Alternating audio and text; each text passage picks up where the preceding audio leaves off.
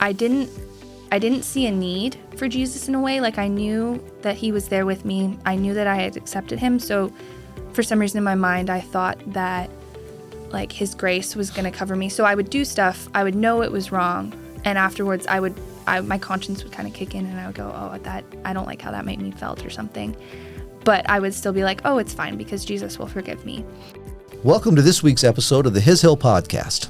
My name is Kelly Daugherty, and I'm your host. Today I have with us one of our second-year students.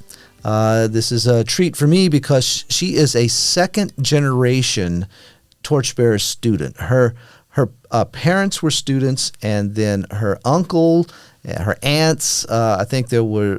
I just asked her, but to make sure I had this right, there were four brothers who came, different years, and now she is the first of the next generation to come to His Hill. So it's fun to have her here. I knew I knew her dad and all of her uncles, her aunts, her mom, I know the whole crew. Anyway, we have Kallista Warkentin with us from Abbotsford, British Columbia. Hi, Kallista. It's good to be here. Great. I appreciate you doing this. Now, I got that right? Four brothers, okay? And, yes. And all of the wives came too, right? Is yes, that right? Yeah, they okay, did. I thought so. So was it just a given that you're coming, or was that a process? Yeah, I grew up hearing all about the hill, and I always was like, oh, I want to go there. It sounds so cool, and all these stories and everything. And it was just like, yeah, I'm going to grow up. I'm going to go to the hill one day. And then it started getting closer, and it started becoming a reality. And I was like, still just like, yeah, this is what I'm going to do. And I started telling people about it, like, even before I had even applied. And it was just like, it wasn't even a thought in my mind that I wouldn't get accepted and I wouldn't come here. Okay. But yeah, I'm so glad to be here. Well, it was fun for us to see. When you first got here, I didn't even realize that you were of that Warkentin clan. But that was really fun for me to realize it, because you probably don't know this, but your grandparents lived across the street from my in-laws.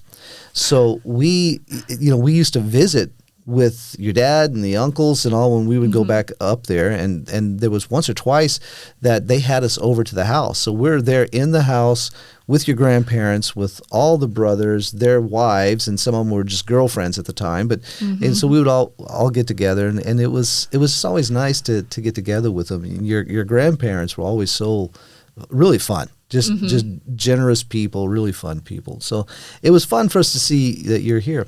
Why don't we go back a little bit, or maybe a lot, and let's talk about your life as a child growing up there in Abbotsford.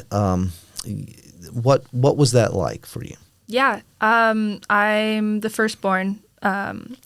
So growing up, I was always kind of the guinea pig of everything. Okay. My parents would expect me to be the leader. I have 3 younger siblings, 2 sisters and a brother. And so I was always like the bossy one of like, hey, we're going to do this. And I had all these ideas of everything.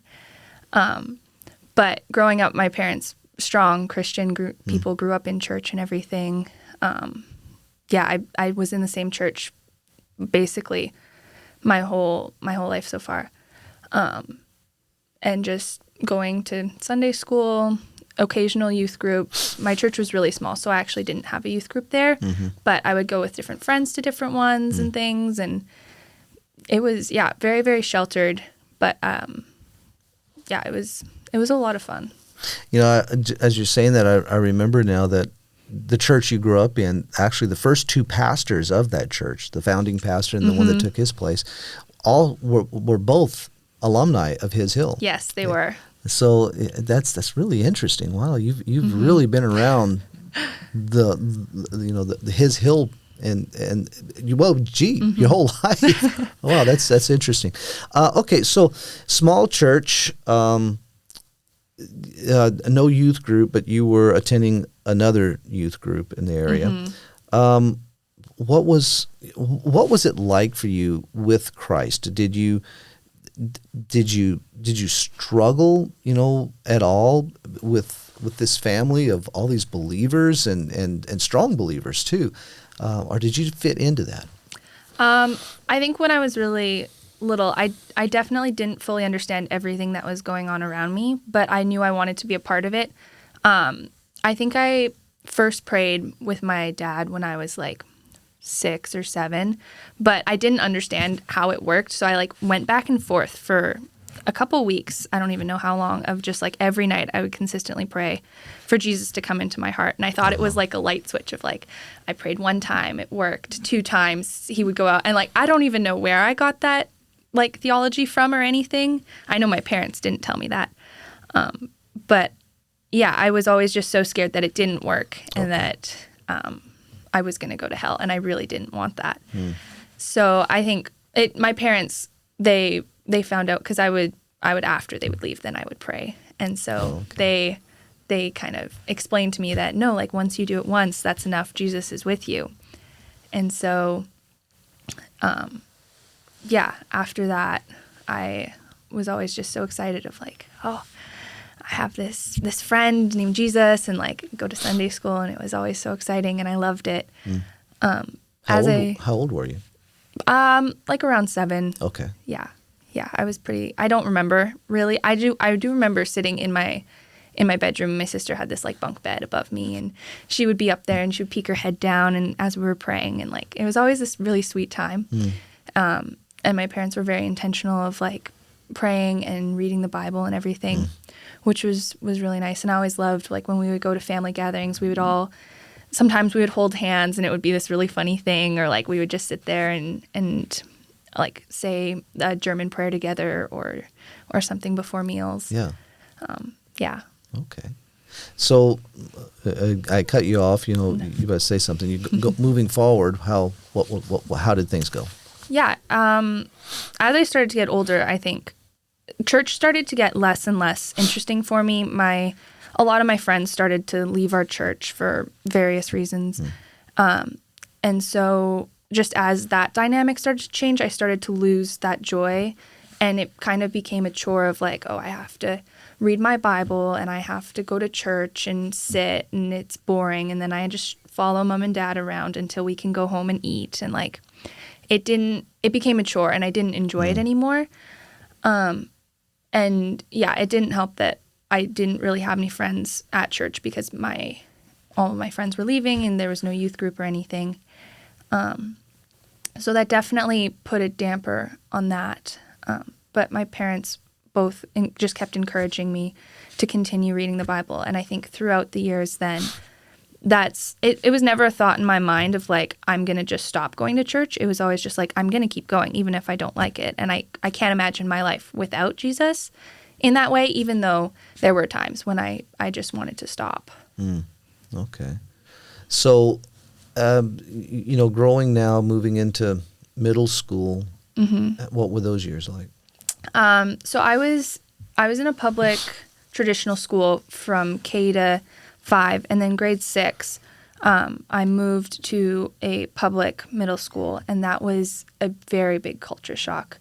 And all of my friends that I had so far, a lot of them were Christians or very conservative backgrounds and everything. So then moving to crowds where there was a lot more broken families and like drug use and everything, and just like bad influences in a way, it was definitely, I learned a lot of things that I didn't need to learn yet, or things like that. And I'm just thankful, like the Lord protected me, and my parents were always there, that I never got into like the drinking or partying scene or anything. But I think after that one year, my parents pulled me out, and I did homeschooling, like online school.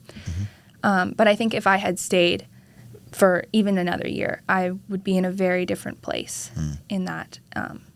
So yeah, it was a tough time. And I noticed, especially, like I didn't want to be around my family. I always felt guilty of like, they're these amazing people and I don't measure up and I don't fit in. And I was kind of an outsider of just like, and I saw all my friends like didn't want to hang out with their families, with their parents or anything. So I was like, it's so uncool to like my parents, and my parents need to be my enemies or something in order to fit in. And so I did argue with them a lot. And I look back on that and I feel sorry for them. I was not always a kind child. Okay. So you were, going through a little bit of rebellion there. How about the high school age years? What was that like for you? Yeah. Well, because I did then online school from grade 7 to 12, and I graduated through that.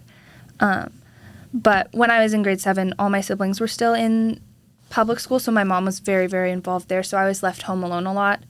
And being left home alone with online, like I just doing my school online, and I got everything done, but I got really good at like rushing through everything and like getting all my work done, and then I would have so much free time to just do whatever I want. And I definitely like got into stuff that I shouldn't have, or like I loved reading. So I read like every single book in our house, and then I got bored. And so then I would go and I would find my mom's books and I would read those, and just like none of them were necessarily bad, but just very mature topics for like a 13-year-old to read. And so I think through that, Did your mom know you were doing this? She found out. That's another thing of being left home alone and stuff. I got very good at hiding stuff, and like, so I definitely got caught doing stuff, but I just got so bored because I finished things so quickly. And I was used to like playing on my own and stuff, but then I would be like, oh, I want something new. I want something different. And so then I would go look for something new or something different. And didn't always find the best things. Yeah. Yeah. I think so often we can think that, rebellion is, getting into the drug scene or alcohol or different things, big things, that what we call as big things. But, I think it's so deceptive that we can actually become addicted to things that in our mind we would say it's not a big deal. This is just not a big thing. But you were finding that that's what was happening to you. Is that right? Okay. Yeah. And how did that affect you? How did it affect you with your parents, but with the Lord? Yeah, I went through a period where I didn't read the Bible. I would go to church, but only to please my parents. And I didn't see a need for Jesus in a way. Like I knew that he was there with me. I knew that I had accepted him. So for some reason in my mind, I thought that like his grace was going to cover me. So I would do stuff. I would know it was wrong. And afterwards my conscience would kind of kick in, and I would go, oh, I don't like how that made me felt or something. But I would still be like, oh, it's fine because Jesus will forgive me and he'll always forgive me. And so that would clear my conscience, and then I'd be like, okay, I'm good. And like sometimes I would say a little prayer or something, and then I would just move on with my life. And it went like that for a while. Kind of a little fix-it prayer. Yeah. Yeah, I think what you're describing is what really everybody battles with. And that's, that thought that grace is freedom to live the way we want. Just do what we want. And, we're saved by grace. But it's really, grace is, that's an abuse of grace. Grace is not the freedom to live the way you want. It's the enabling to live the way we were created, to live the way we should. And we abuse that. We think, well, it doesn't matter. It's just a book. I can read this. But it's doing something to us that, pretty soon we find ourselves in just a mess. So go ahead. What came from all this? I kind of continued on with this for a while and just kind of kept going down a darker and darker path. And I was always such a joyful and cheerful person, so I don't think anybody knew, and I got really good at hiding it. And I would look at other people and I would have such compassion, and I would be like, oh, they're struggling and I want to help. And I wanted to fix everybody else's lives. Meanwhile, mine was starting to kind of crumble from the inside. But I didn't want anybody to know, because then I was like, oh, they'll think of me differently. And I was such a people pleaser that I wanted everybody to like me and everybody to have this like perfect idea of me. And it didn't matter what was happening in secret as long as other people didn't know. Yeah. And so I think I hid it for a very long time. And basically, like coming into first year last year, I was kind of battling that as well. And then I was like, well, I'll go to Bible school and it'll fix me and I'll be fine afterwards. So. How'd that go? Not well. I remember like first weeks of classes and like classes with you and everything, and just hearing over and over of like, it's Christ's life and I can't do anything, and just being told over and over that like I literally cannot do it on my own, and just coming to that realization of no matter how many times I try or how perfect I think I can get it next time, or like no matter how it looks on the outside, that's all just a front, and it really just matters about what's in my heart on the inside, and that wasn't getting any better on my own. And another big thing with that was I had been wanting to get baptized for a while, but I didn't ever feel good enough or feel like I could, and I was always like, oh, but there's this sin that I have, or there's this thing that I've done, or something like that. And so all last year, I think the Lord was just breaking me down in that of just like, it's so, yeah, I've sinned, I've done stuff, I've like things, life happens. The Lord, he forgives me, and I just need to continue to turn to him in that. And so then, yeah, I got baptized end of last year, and it was an amazing day. You know, it's I'm smiling here because I can identify so much with what you're talking about. You know, I tell, when I have the opportunity to give my testimony, I often start it off by saying, I am living proof that you can be good, but as miserable, if not more miserable than the non-believer. And because you can play the part and everybody think everything's fine, when really there's so much turmoil going on, and you keep pushing it away till you don't even realize it's there, until all of a sudden it's become so, you become so full with it, there's no other place to put it, and it just explodes.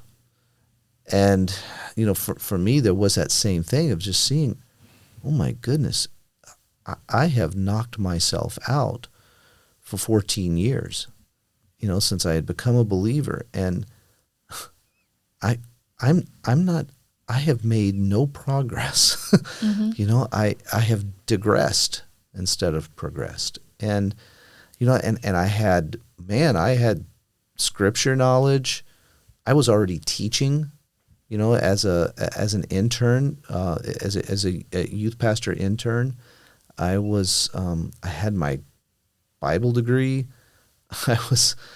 And I just had worn myself out and I found that that's really what has to happen. Everybody has to come to that place as a Christian to realize, as you have received him, so walk in him. I cannot live this life unless I live it the same way I came into it, and that was by faith.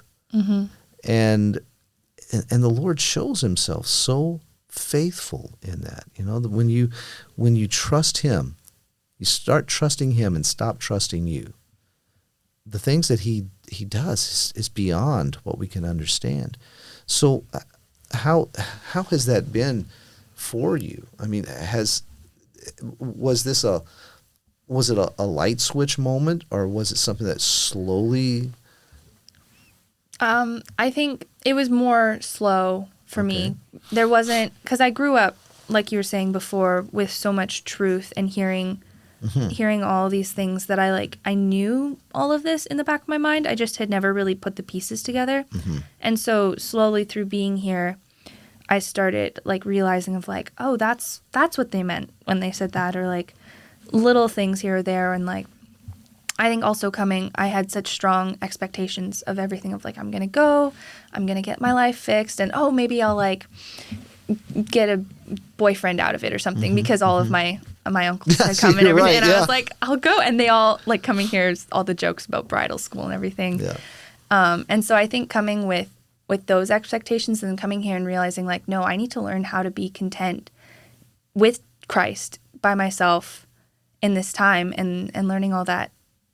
And so slowly over time, it was definitely, I heard people say like, oh, it's one of the best and one of the worst years. And I was always like, it's just going to be a great year. Like, what are you talking about? I'm going to learn some stuff, and sure, it'll be hard, but it's not going to be the worst. It was not the worst at all. It was an amazing year and I loved it.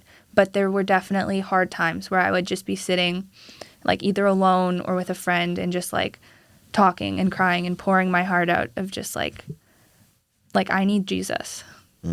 So. Isn't it interesting to hear a Christian say that? I need Jesus. Mm-hmm. I think, so often it's like you said, you grow up and you hear these things. You grew up in a Christian home, a strong Christian home. You hear things and you kind of, without realizing it, you kind of become almost callous to what you're hearing. Of course, that's what But the phrase, I need Jesus, so often for we evangelicals, we think of that as being a phrase that the non-believer needs to come to. Mm-hmm. I need Jesus. And then after that, we often think, and I know I did this, and a lot of people have given testimony to this, is I've come to Jesus by faith, I'm now saved. But we lose, somewhere there's a disconnect. Now we think that the me, the self that was not good enough before coming to Jesus by faith is now good enough to live for Jesus. Mm-hmm. And no, it's the same messed up self. It's the same flesh. Paul said, I there's nothing good in me that is in my flesh. I don't do the things I want to do. I do the things I don't want to do. And then he goes on in chapter 7 of Romans and he says, who will rescue me? He says, oh, wretched man that I am, who will rescue me this? And then he says, thanks be to God through Jesus Christ. He says, I need Jesus. Paul said, I need Jesus. I know that was when we were full-time here. Arlene would do a lot of counseling with the girls. And, the girls would come to the house, and it was so funny. Girls would come to the house, they show up at the door crying, and they come in, and Lauren and Madeline would be sitting there doing their homeschool work. And as soon as they see students come in, they see tears, they know the routine. They pick up everything, and they go upstairs, they keep doing their work. But she was often telling that one of the phrases she became known for was, you need Jesus. And that was just the strangest thing, to hear that for the first time, for a believer to be told that they need Jesus. How many times that she would get these blank stares? Well, what do you mean? I'm a Christian. Right. And as a Christian, you need Jesus. In Colossians 2:6 again, therefore, as you have received Christ Jesus the Lord, so walk in him. And I remember one time, Lauren, our oldest, and Arlene got into an argument. Because Lauren, of the two, she was the one that was always the obstinate one. Madeline was the sneaky one. Lauren was just out front with it. And so they would get into these arguments, and Madeline, I think, was probably, well, she did tell me some of this story. She was the quiet one, and she would sit there and just think, oh, you guys, stop it, But she wouldn't say anything. She'd just keep doing her work. So Lauren, our oldest, and Arlene were going at it. And Lauren was probably about 9 years old. They're standing in the hallway, and Arlene's not getting anywhere with Lauren. She's just obstinate.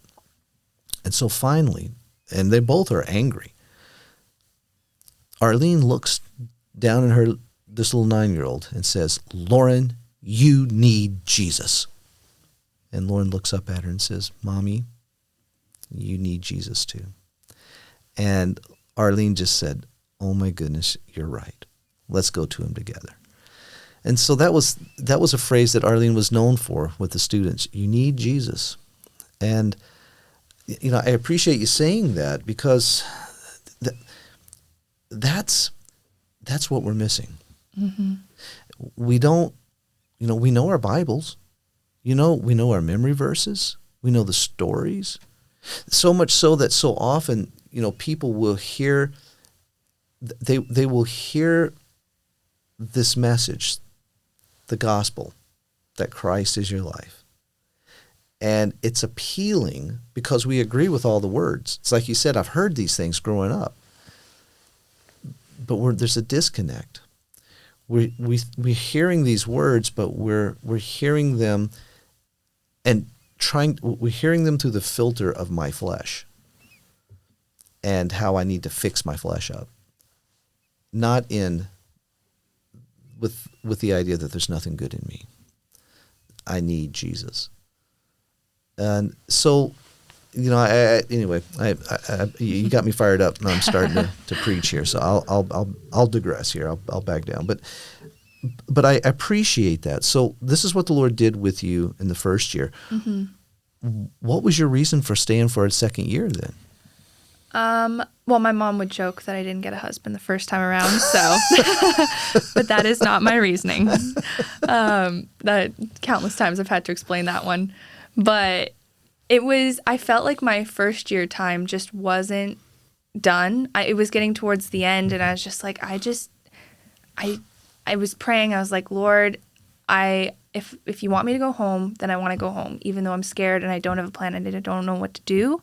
And it would be so much easier to just stay for second year, but I don't want to stay out of fear. And so I wrote my letter. I was very open and honest. I think I literally wrote to Charlie, like, I don't know if I'm supposed to stay, but I'm going to apply.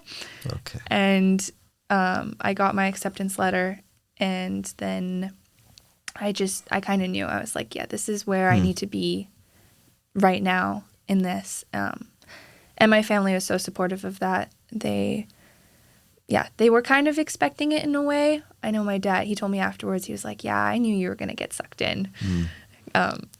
So I'm back. I'm going to stay for camp too, which they weren't really surprised about. And did you say last year for camp? I didn't. I went home and worked. Mm-hmm. So in the back of my mind, I'm always like, I want to be here and I love this place so much, but I don't want to overstay and just stay because it's the easiest thing. Good. And so that's been a constant prayer for me of just like, Lord, like open the doors you want to open and close the other ones. I'm a very indecisive person. And so what's the second year been like for you? It's been hard, honestly. The teaching has been great, and the homework load is not as heavy as everyone says it is. Okay. I actually enjoy a lot of that, and it's all stuff that is teaching me so much. But just emotionally, I think things keep being brought up that I'm like, Lord, I already worked through that in first year. Like, this is fine. Like, we don't need to do this again. We already did it. And so I think just growing in a deeper relationship with him through things that I thought I was past, and also just like the friendships that I have from first year that have continued to grow, and new friendships and all that have just been showing me like what the body of Christ is supposed to look like in that. Because growing up, like I did have that, and then it kind of went away. And so just seeing the way that Christians can live together and fellowship together has been amazing. Yeah, the second year is, I remember back in the early years of it. Charlie and I were talking, and I was overseeing it, and I just, in our talk, Charlie told me, Kelly, what I want to see with the second year program is that our students leave here being able to better articulate what it means for Christ to be their life. And what he meant was, it wasn't just, not just from how we talk, what we say, but what does that mean in the practical, just living out this life? What does that mean? And that was why we added the outdoor aspect. We were talking about it before, laughing about some of the things that we do with it and have in the past. But that was the whole idea with it, is that there just be, from my teaching, I love pictures and I love stories because I like to illustrate. That's how I learn. And so that's just natural how I teach. And I always found that was beneficial because, man, we had, you go, like you guys were down in the meadow today doing things, and then you come back and then you debrief, there's, and you start to learn things about yourself that you had been pushing away or didn't know, and you start to realize, my goodness, back to this, I need Jesus. I need Jesus for the simplest things. And so so you're nodding your head. So is this what the second year has been like for you? Yeah, most definitely. I definitely enjoy the more hands-on, like first year sitting in class, I got so much head knowledge and everything, and like learning how to start applying that in my life. But second year has definitely showed me so much more like practical of like what would that actually look like. And with some of the activities that we do of just like being pushed out of my comfort zone in that and then having to turn to the Lord because I literally just can't. And I'm stuck. Like we'll do the 8 mile and I'll be out there running alone and I'm just like, I hate running. I can't do this. This is awful. Why am I here right now? This seems so pointless. But just literally being stuck out in the middle of nowhere with nothing else to do except put one foot in front of the other and just like cry out to the Lord of like, I can't do this. I need you. Like you're gonna get me there. Yeah. That's that. I appreciate that. That's a great description of how life is supposed to be. Not just when we're running, but just in life, just things that we don't necessarily want to be in, but here we are. We know God's got us here. Okay, I'm trusting you for it and taking the next step. That reminded me one time we were out for a run years ago, and I noticed that one of our girls looked like she was struggling. She was having a hard time. And I was running with a group of guys, and I saw her, and I thought, you know what? Why don't I have one of the guys just run with her to be an encouragement? And there was just a check in my heart. Don't do it. So I didn't. We got back to the hilltop, and we sat down. We started to debrief, talk about the run, what happened. And then I mentioned to this girl, I said, I noticed you were running by yourself, and it looked like it was kind of laborious for you. And what was going on in your heart in this run? I told her that I almost sent one of the guys to run with you, and she goes, Kelly, you know what? I really appreciate that you didn't do that, because the whole time I was struggling, and I kept thinking, I don't want anybody to come run with me. I don't want anybody to come run with me. And then she started to think, why?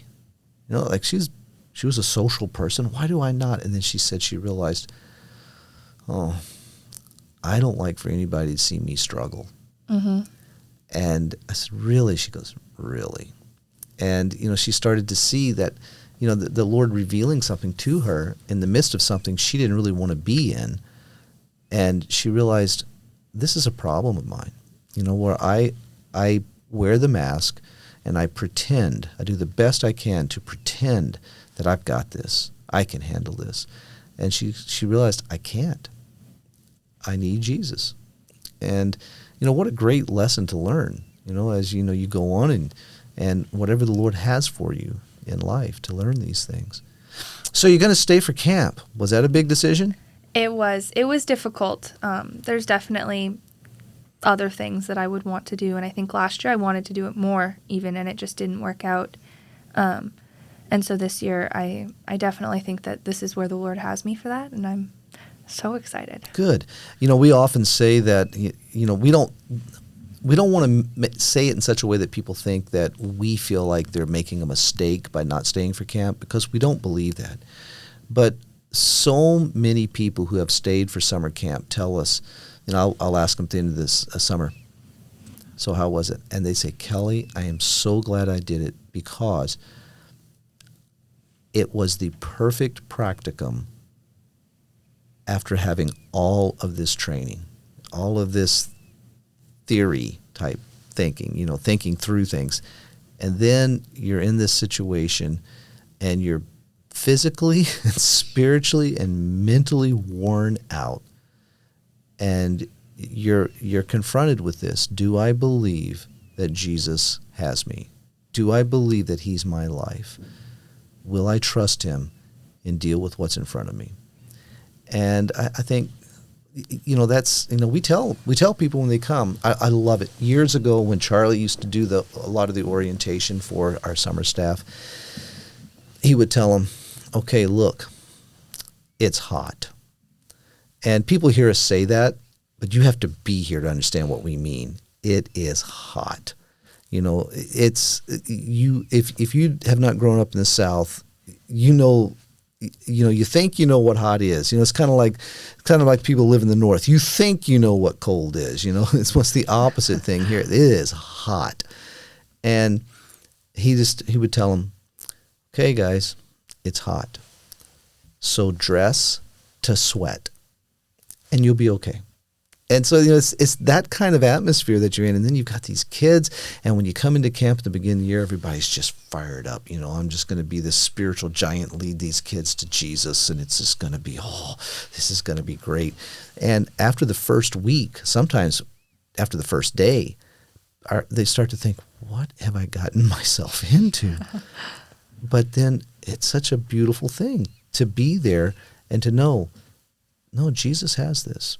And at the end of the year, to hear the testimonies of what the Lord did, with what he did in my heart, how he used me in other people's hearts. And, it's a wonderful thing. So I'm glad you're staying. That's really neat. Have you ever worked summer camp anywhere before? Not for the full summer. I've done like bits and pieces of like lifeguarding for camps, but I know it's going to be difficult. And I know I'm expecting that I'm probably going to be dying out there. I don't do well in the hot. So, I think I have a pretty realistic expectation of how things will go. Yeah. But at the same time, I'm excited to be reliant on the Lord. I'm a little scared of what that's going to look like, but...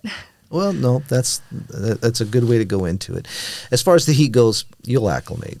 You'll realize toward the end of the day, gee, it's been hot today. Mm-hmm. But not so much while you're in it. It's like you're just doing what you have to do. But that's neat.